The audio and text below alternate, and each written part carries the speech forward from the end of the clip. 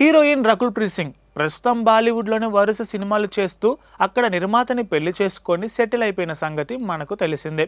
ఇటీవల నెల రోజుల క్రితం రకుల్ జిమ్ చేస్తూ ఎక్కువ బరువును లిఫ్ట్ చేయడంతో వెన్నునొప్పి సమస్య వచ్చిందని, వారం రోజుల పాటు బెడ్ రెస్ట్ తప్పదని పోస్ట్ చేసింది.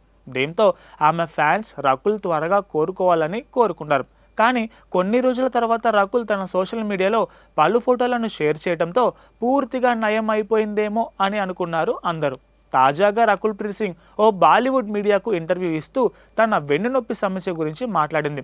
ఇలాంటి గాయం తగ్గటానికి కనీసం 6 నుంచి 8 వారాలు పడుతుంది. ఇప్పటికీ 6 వారాలు పూర్తయింది. మరో 2 వారాల్లో నేను పూర్తిగా తిరిగి వస్తాను.